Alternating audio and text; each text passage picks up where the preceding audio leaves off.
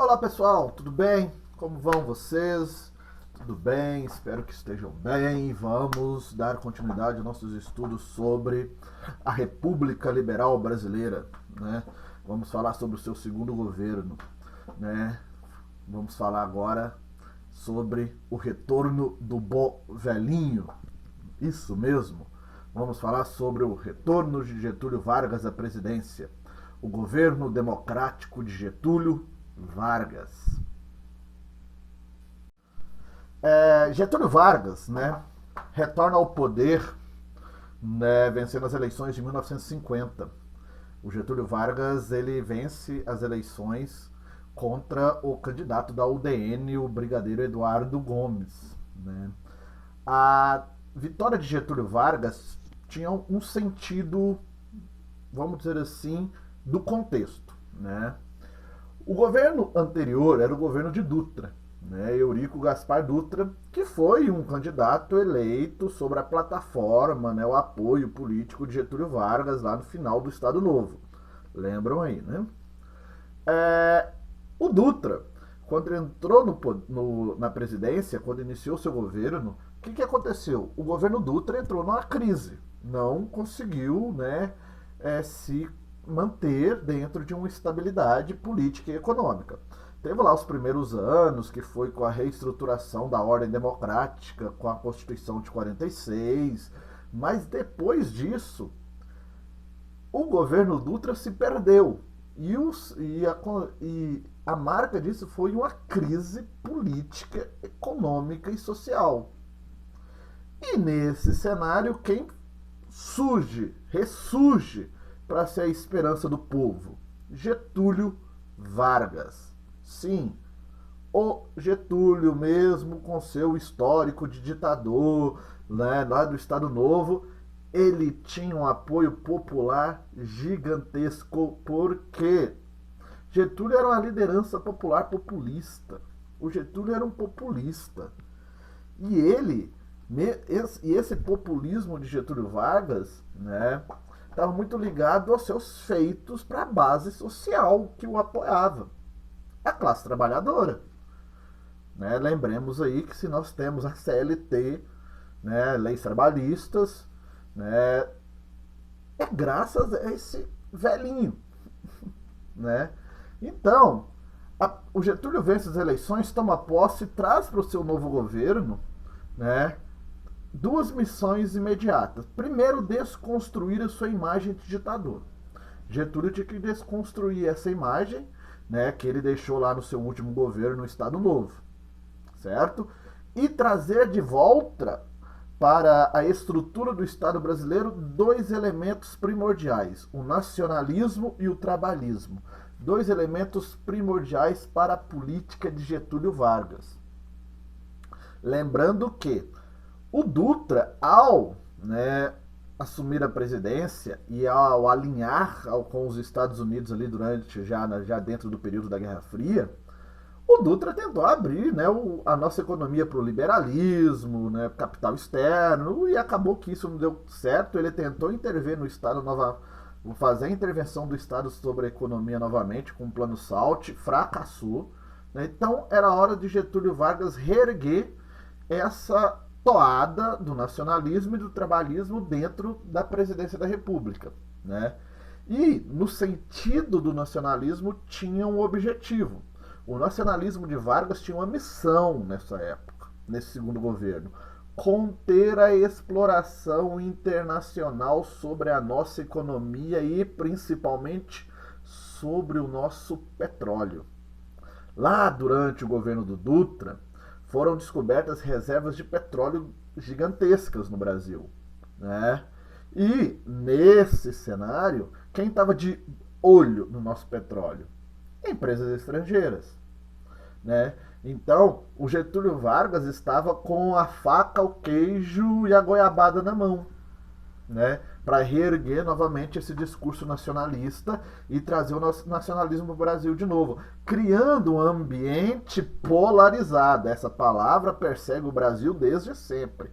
A política brasileira durante o governo Getúlio Vargas foi extremamente polarizada em dois grupos: nacionalistas, defensores fiéis da política de Getúlio Vargas e os internacionalistas, que eram também popularmente chamados de entreguistas e compunham lá a banda da UDN. Então o Brasil estava dividido entre esses dois grupos, né? Não é muito distinto do que acontece hoje, infelizmente, né? E aí é nesse cenário polarizado, de risco de, né, emergir um cenário no qual o Brasil poderia se sair prejudicado, entregando a exploração do petróleo para empresas estrangeiras, que Getúlio Vargas brota e traz de novo o nacionalismo. E esse nacionalismo de Vargas será encabeçado por uma campanha. Campanha do petróleo é nosso, certo? Esta campanha do petróleo é nosso mobiliza novamente o ambiente nacionalista dentro da presidência da República, dentro do governo brasileiro.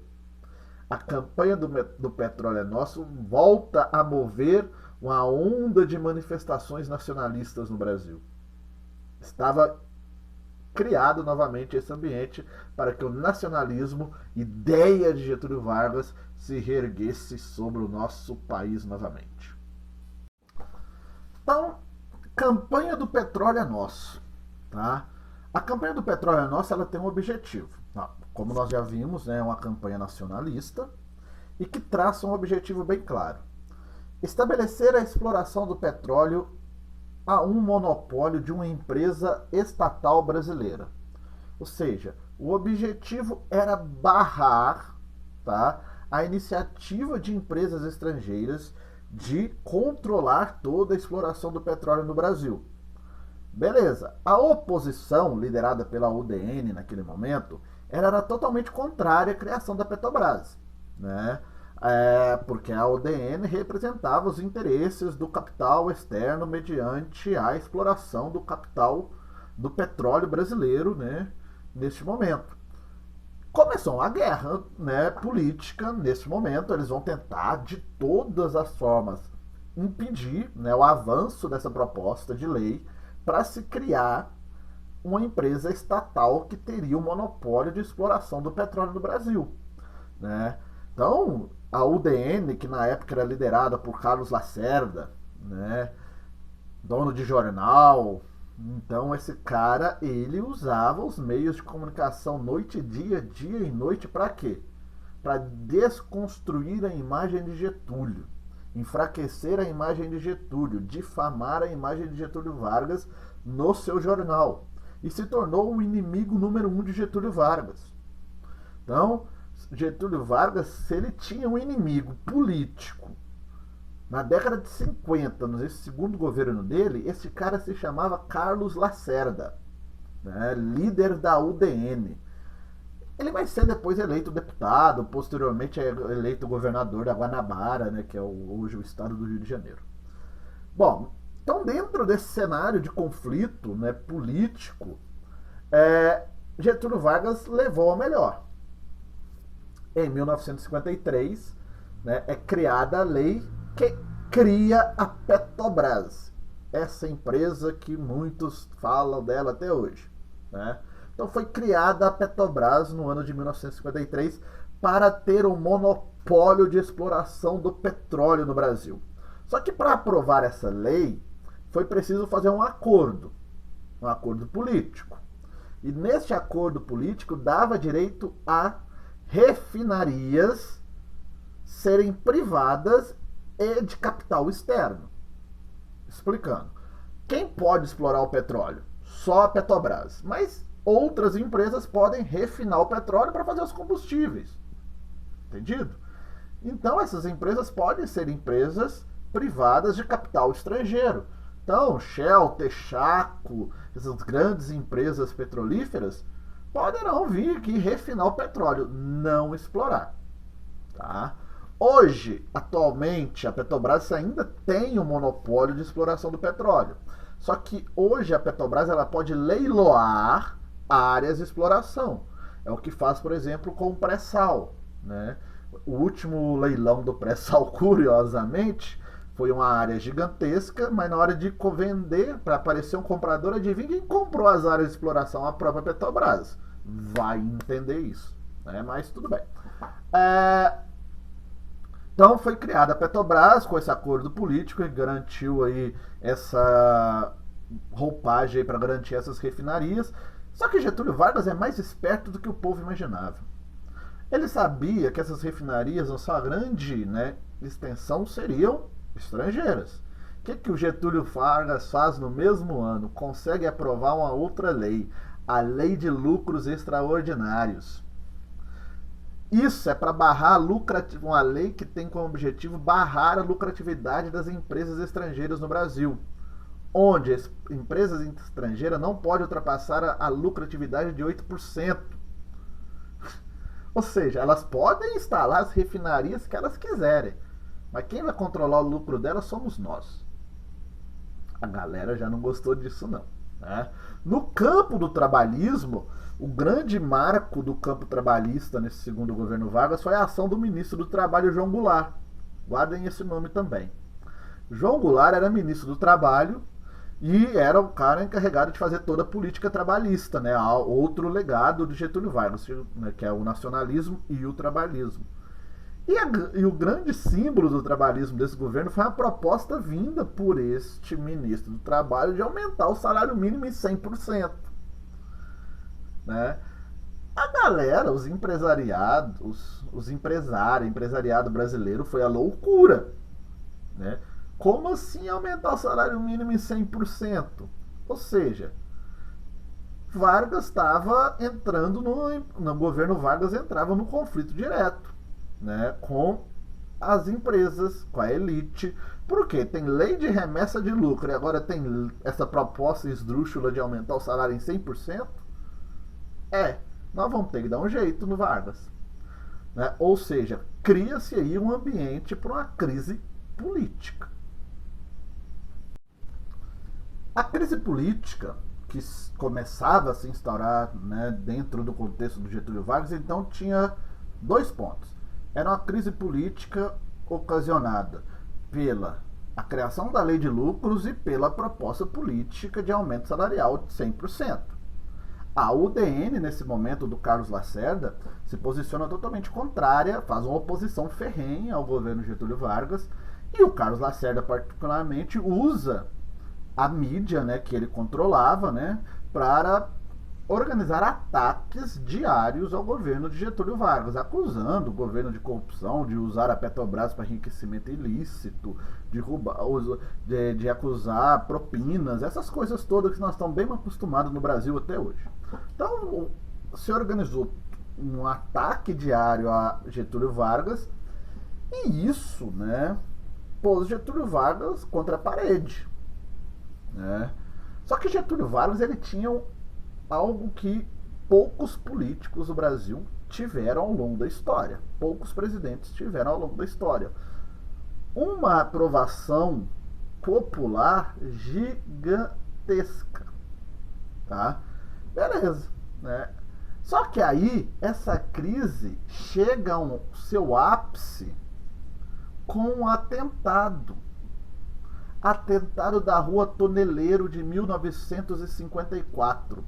Agosto de 1954 é o mês de terror do Getúlio Vargas. Por quê? Este atentado da Rua Toneleiro foi um atentado contra a vida do Carlos Lacerda, principal opositor de Getúlio Vargas. O Carlos Lacerda, ele sofre um atentado, tá? Tentam matá-lo e só que não consegue. Mas matam Rubens Vaz. Quem que era esse Rubens Vaz? Rubens Vaz era um major da aeronáutica que estava acompanhando Carlos Lacerda, fazendo a segurança do Carlos Lacerda. Era tudo que o Getúlio Vargas não precisava.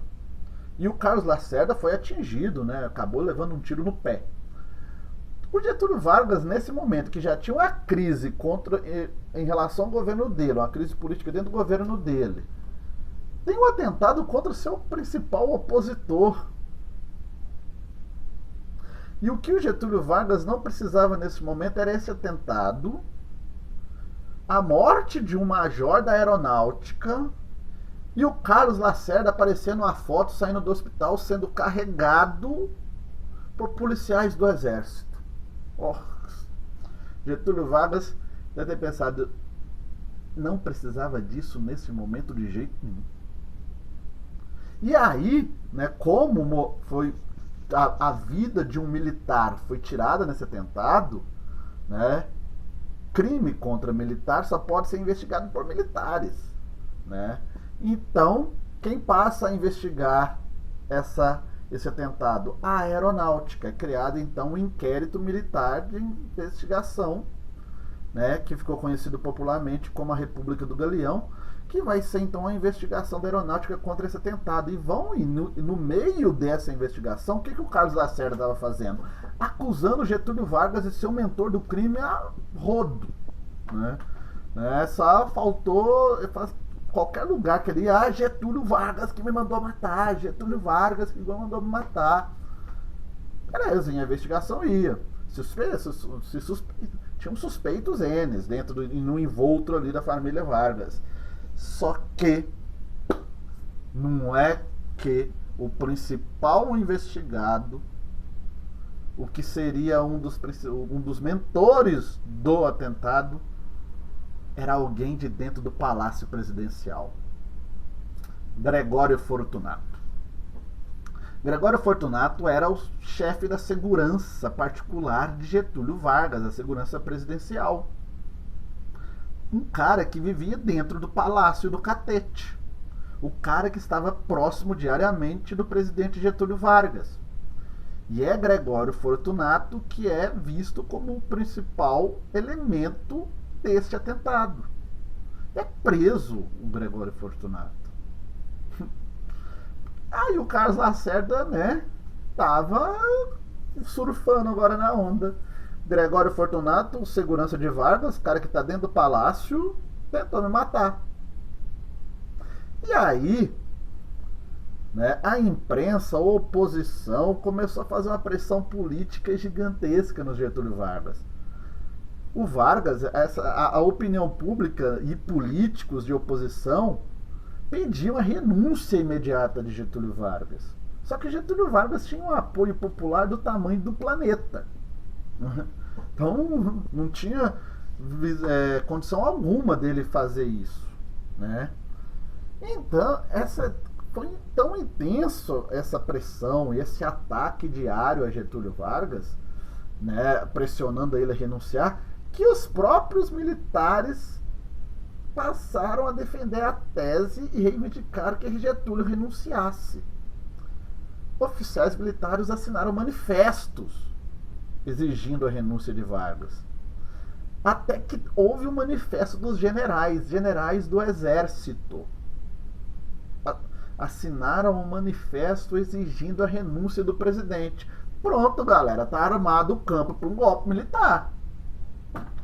Se Getúlio não renuncia agora, fica naquela história, né? Bom, os militares vão tomar o poder e dar um golpe.